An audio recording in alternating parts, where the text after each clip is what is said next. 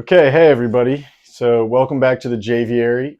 Today we're going to talk about quarantine. We're going to talk about what it is, why we do it, and then how I do it. So first of all, what quarantine is keeping new birds separate until you can make sure that they've got a clean bill of health.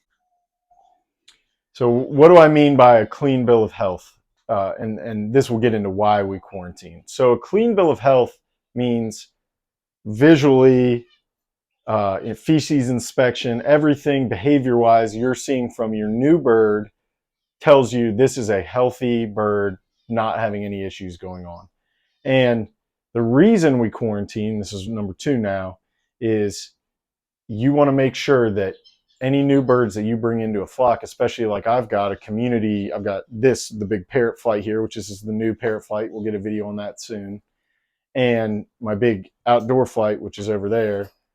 The reason you don't want to bring in new birds and just put them in there is because even if you think they came from the best breeder in the world, they might have any number of illnesses, parasites, infestations that you can't see. For instance, Gouldian finches, very susceptible to air sac mites.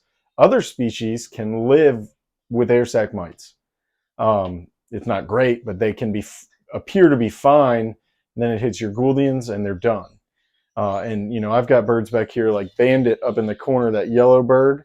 I've had him for years. He's a great dad and a great buddy of mine, and I don't want to put his health at risk because of a bad decision that I made because I couldn't be patient. And so patience is really the name of the game here.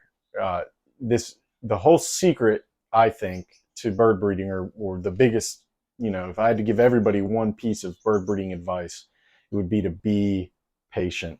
Go slower than you want to. And it's really hard. It's hard for me still 15 years in, get a new bird and you want to see him out in the flock. You want, you know, maybe you're completing a pair. That's the hardest for me. I've got a female Gouldian that I'll show later in the video she's in quarantine by herself. I've actually got 3 quarantine cages going right now. And she's in quarantine by herself because I got her as a solo bird to complete a pair. And I'd love to see her with her new mate. That would be really fun, but it isn't worth risking her, risking them for what amounts to a few weeks. Okay, so let's talk about how I quarantine. So first of all, let's talk about lengths of time. The USDA, when you bring birds in the United States, requires a 30-day quarantine.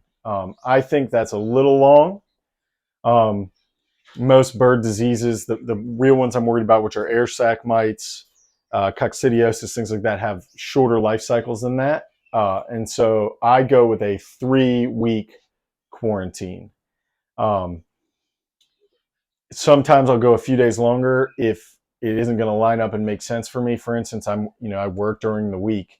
So if I get a bird on Wednesday, I might not start the whole protocol until Saturday. So that way, 3 weeks from then is another Saturday and I can put the bird in and watch the bird all day. That's an exciting thing for me. So I don't want to just put a bird in and go back to work. But in general, let's talk about what I do right away when I get a bird. So the first thing I do when I get birds is, whether that's from the post office, from another breeder, you know, what have you, is bring them back here and get them into the bird shed. Pretty basic. And I already, this is an easy thing that people overlook. I already have their cage set up, ready to go, food, water, everything ready to go. And that's because you want to minimize stress on the birds. Even if you just brought them from across town, this is all new, scary, different, and birds are smart. So that they're not, just looking at the little 3-foot world around them. They're looking at everything they can see. They're analyzing it. They're listening is another key thing. So let's say you have a bird that nearby that's an aggressive bird, or they can hear a hawk screeching. That's going to really put extra stress on the birds, especially mine, which are outdoors. Even here in the shed, which is technically indoors, it's got open eaves, which are sealed behind me. If you see this strip of black or clear plastic here, it's still outside, and it's heated in here, but it's not the same, and it's not as regular as it would be inside. So it takes birds time to acclimate to that. So when they get here, I already have seed, and I just feed them my normal seed mix, which there's going to be a video about that soon too. And I also give them a lot of millet. Birds love millet, and it'll help put them at ease. It's pretty much universally accepted by most birds as a good snack. It's also got a lot of carbs and a lot of fat in it, which is maybe not great. Like if you just fed that to birds long term, it wouldn't be good. But in the case of quarantine, when you're trying to get them healthy, you're trying to get weight on them, those are great things. And then right before I put them in the cage, I do a couple things. So one of the things I do is I spray them with a mite spray, a feather mite spray. So it actually does mites and lice. I'm not as worried about lice. I don't see that very often, but especially outdoors, you can have a mite outbreak if you're not careful. Feather mites, scaly mites, those are things we worry about, and eventually they could kill your birds, and they can definitely make them uncomfortable, keep them from breeding, keep them from thriving, and we want our birds to breed and thrive. So that's one of the two things. The other thing I do before they even go in the quarantine cage is they get their first dose of scat, which I'm not sponsored by Vetifarm, but this is the product I use, and it's a air sac and scaly face mite treatment for birds, and you can see the Gouldy and Finch right on the bottle. So this is basically sort of like ivermectin. You can also use ivermectin. I just like scat because it's more readily available for me, and it's dosed already for birds. Always read the directions when you do medication. For all my birds are all small, so they get one drop, and the directions say on the back between the wings or on the leg, on the meaty part of the leg. I always just do the meaty part of the leg because that's easier to get to without having to peel away too many feathers. So if you look back on my Instagram or any of these videos, if you see a new bird, they've always got one leg that looks wet, and that's why they've been scatted. And this is a 2-treatment medication, which means you need to hit, what you're hitting is the adult mites, and then 21 days later, 3 weeks later, exactly 21 days later would be when the last eggs that those adult mites might have laid would hatch. And so you hit it again on day 21. So this is the first thing the birds get before they're into the community, and it's also the last thing that they get, along with another mite spray. And the next thing I do a few days later is the other medication I always do is Ronnivet S. There's a couple different. There's, I think, S76. There's Ronnivet. There's a few different versions. I use Ronnivet S. And this is an anti-canker medication. So canker is another illness that they can get that really you can't cure, and most birds have it. Most cage birds have it. And they're normally fine as long as they're not stressed out and their immune system isn't challenged. When you move new birds and you have them in a different temperature than they're used to in a new environment, they get stressed, then they're really susceptible. So I make sure to get birds on this, and it just goes in their water. Again, follow directions. So 7 days in their water. And this medication's really safe. I really like it. You can use it. And I also prophylactically, which means just a couple times a year, just in case, dose my flock with this. And it's very safe. You can use it while birds are breeding, and you can also adjust the dose. I don't want to get into that here because I don't want to give somebody permission to go off label, but I would say look around, get into forums, read what other breeders are doing, DM me if you've got questions, but you can adjust the dose of this as needed if you think you got a bird that's really struggling. And then another thing I do is egg food, and I put Prime on it. So I'm sponsored by Hari, just full disclosure. Prime is a vitamin, mineral, amino acid supplement. So the birds, they get electrolyte water all the time, which there's a bunch of different ways to make that. Again, do some research or DM me.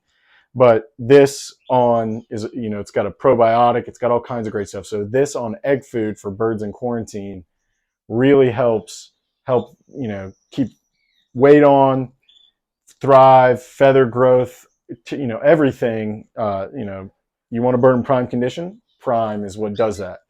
And that's really it. Beyond that, and I'm going to do some videos of each of the sets of birds I have in quarantine right now.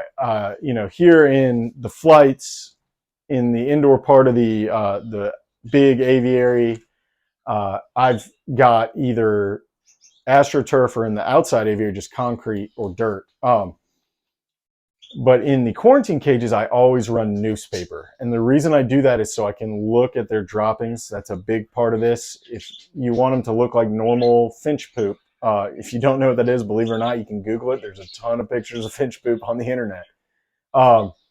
But what that allows you to do is check their feces. So you're looking for runny, discolored. Now remember, if you feed your bird a lot of greens, you might see green poop. So don't get too distressed. But if you're seeing just water or what looks like blood in their stool, which will look kind of like reddish, brown, burnt stuff, those are things you need to worry about. And in those cases, I might sometimes run like a 4-in-1 antibiotic or a sulfa drug. There's a bunch of those all over the internet. Again, if you have more questions about those, DM me. I don't want to get too much into medication advice online because I'm not a veterinarian. But those are good things to have on hand as a responsible bird owner anyway. So if you do have a problem, you can treat it.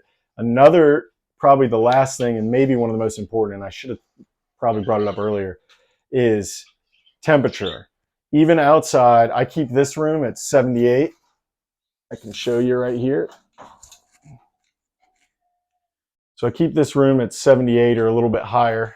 Try to keep it between 78 and 85. And you know what birds you have. If you have a different kind of bird that isn't a tropical bird, then that's different. And my birds can acclimate. In the outdoor aviary, I try to keep it above 70, but in the winter when it gets really cold outside, it definitely gets down into the 50s in there, whether I like it or not. And once the birds are healthy, well fed, acclimated, adjusted, they can handle that. A brand new bird that's lived inside or lived somewhere else that's used to 80, and then you give it 50, you will have less birds than you want.